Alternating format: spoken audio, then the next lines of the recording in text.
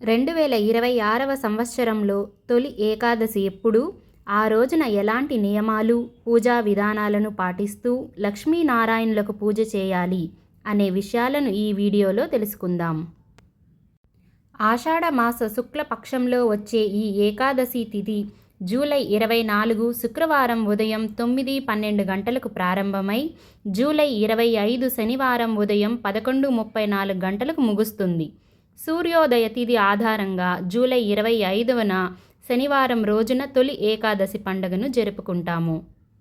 తెలుగు సంవత్సరంలో వచ్చే 24 ఏకాదశులలో ఆషాఢ మాసంలో వచ్చే ఈ ఏకాదశి నుంచే మనకు ముఖ్యమైన పండుగలు, వ్రతాలు ప్రారంభమవుతాయి. అందుకే దీనిని తొలి ఏకాదశి అని పిలుస్తారు. ఈ రోజు నుంచే శ్రీ మహావిష్ణువు క్షీరసాగరంలో యోగ నిద్రలోకి ప్రవేశిస్తారు. స్వామివారు తిరిగి కార్తీక శుద్ధ ఏకాదశి, ఉత్తాన ఏకాదశి నాడు నిద్ర నుంచి మేల్కొంటారు. ఈ 4 నెలల కాలాన్ని చాతుర్మాసం అని పిలుస్తారు. చాతుర్మాస వ్రతం అనేది 4 నెలల పాటు ఆచరించే అత్యంత పవిత్రమైన దీక్ష. చాతుర్మాస వ్రత విధానాలను మరొక వీడియోలో వివరిస్తాను. తొలి ఏకాదశి నాడు ఏమి చేయాలి? ఉపవాస దీక్ష. ఈ రోజున భక్తులు రోజంతా ఉపవాసం ఉంటారు. అన్నం, పప్పు ధాన్యాలు వంటివి తీసుకోకూడదు. కేవలం పాలు, పండ్లు మాత్రమే. అది సాయంత్రం వేళ తీసుకోవచ్చు. ఇక జాగరణ. పగలంతా కూడా విష్ణు సంబంధమైన కథలను వింటూనో లేదా పారణ చేస్తూనో గడపాలి. రాత్రివేళ నిద్రపోకుండా విష్ణు నామస్మరణ, భజనలు లేదా విష్ణు సహస్రనామ పారాయణం చేస్తూ జాగరణ చేయటం అత్యంత పుణ్యప్రదమైనది. ఇక నైవేద్యం. పేలాల పిండి నైవేద్యం. ఈ పండుగ రోజున జొన్న పేలాల పిండిని బెల్లం, యాలకులు కలిపి నైవేద్యంగా సమర్పించి ప్రసాదంగా తింటారు. వర్షాకాలం ప్రారంభంలో వచ్చే మార్పుల వల్ల శరీరానికి అవసరమైన ఇమ్యూనిటీని, వేడిని ఈ ప్రసాదం అందిస్తుందని ఆరోగ్య సూత్రం. తొలి ఏకాదశి పూజా విధానం.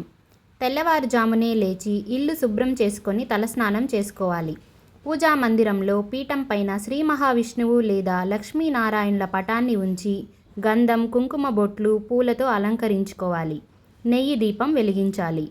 విష్ణుమూర్తికి అత్యంత ప్రీతికరమైన తులసీ దళాలతో, తెల్లటి పుష్పాలతో పూజ చేయాలి. పూజ చేసేటప్పుడు ఓం నమో నారాయణాయ లేదా ఓం శ్రీ లక్ష్మీనారాయణాభ్యాం నమః అనే మంత్రాన్ని 108 సార్లు జపించాలి. పూజ ముగిసిన తర్వాత పచ్చకర్పూరంతో హారతి ఇవ్వటం వల్ల నకారాత్మక శక్తి తొలగిపోతుందని నమ్మకం. మరుసటి రోజు జూలై 26 ఆదివారం ఉదయం 6:16 నుండి ఉదయం 9:20 మధ్యలో ద్వాదశి గడియలు ముగిసేలోపు విష్ణు పూజ చేసి ఉపాహారం తీసుకోవడం ద్వారా వ్రతాన్ని విరమించాలి. తొలి ఏకాదశి నాడు చేయకూడని పనులు. ఎంతో భక్తి నిష్టలతో పూజా నియమాలను పాటిస్తున్న ఈ రోజున ఎవరిపైనా కోపతాపాలు ప్రదర్శించకూడదు. చెడు ఆలోచనలు చేయకూడదు. పండుగ రోజే కాదు, ఇలా ఎప్పుడూ చేయకూడదు. ఉల్లి, వెల్లుల్లి వంటి తామసిక ఆహార పదార్థాలను ఉపయోగించకూడదు. పూజకు కావలసిన తులసీ దళాలను ఏకాదశి రోజున మొక్క నుండి తెంపకూడదు. ముందు రోజే కోసి ఉంచుకోవాలి. ఇలా చిన్న చిన్న నియమాలను పాటిస్తూ భక్తితో లక్ష్మీనారాయణులను పూజించుకుందాం. వారి అనుగ్రహానికి పాత్రులమవుదాం.